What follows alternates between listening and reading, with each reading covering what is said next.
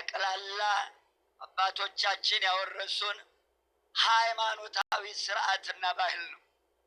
ስጋዊ ነገር አልቀላቀሉም። ልብ አድርጎ ስጋም አልበላሁም፣ ጠጅም ባፌ አልገባም፣ 3 ሳምንት ሙሉ እስኪፈጸም ድረስ ዘይትም አልቀባሁም። 1 ሱባኤ 2 ሱባኤ 3 ሱባኤ እያሉ የሚቆጥሩት ሁሉ አባቶቻችን ከየትም የመጣ አይደለም። መሰረታቸው መጽሐፍ ቅዱስ ነው። ይሄን ያወረሱ። ስለዚህ ጾማችን ስርዓት የያዘ ይሁን። ጾሙ ሲፈሰክ ደግሞ በለው ማለት አይደለም። በስርዓት እንኑር። ጊዜው ኃይለኛ ነው ያለንበት። ስለዚህ የእናቴ ልጅ ነቢየ ልዑል ዳዊትም ነቢየ ልዑል ዳንኤልም ስጋውን ቅቤውን እንዴት አድርገው ትተው ራሳቸውን ለመንፈስ ቅዱስ እንዴት እንዳመቻቹት ልብ እንድትሉ አደራ እላለሁ። ዳዊት ከዚህ ይቆየን። ለአብ ለወልድ ለመንፈስ ቅዱስ ምስጋና ይሁን። ከማሳሰቢያዬ በኋላ ጾሙን በተመለከተ ነው የምንቆየው። ማሳሰቢያ አስቀድማለሁ። አንደኛ ማሳሰቢያዬ ከነዚህ አሁን ከምጠራቸው የቻላችሁትን አስራቱን፣ ቀዳሚያቱን፣ ስለቱን፣ ምጽዋቱን፣ በኩራቱን የእናቴ ልጅ ስለቱን ይዛችሁ የእናቴ ልጅ መምጣት ያስፈልጋል። ከነኚህ የቻላችሁት ባዶ እጅ አይመጣም። ሌላ ብታጣ ውሃ በመንቀል ይዘህናና በቅል ማለት ነው። ማንም የሚጠቀምበት ቢጠፋ ቤተ ክርስቲያን አጸድ አፍስሰው ይሂድ ይላሉ አባቶች ሲያስተምሩ። ሁለተኛው ማሳሰቢያዬ ከመምህራን የሚወጣውን ኃይለ ቃል፣ ይህ ቦታ የዘላለም ሕይወት የምናገኝበት እውቀት የምንቀዳበት ትምህርት ቤታችን ነው።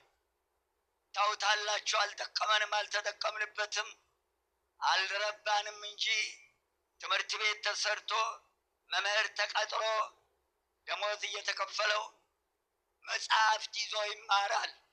ክፍል እየቆጠሩ እድሜ እየቆጠሩ አሳር መቁጠር አሳር ማስቆጠር ብሶናል። ስለዚህ የሕይወት ትምህርት ዘላለማዊ ትምህርት ቤት ቦታ ስለሆነ ከመምህራን የሚወጣውን ኃይለ ቃል መዝግቡ።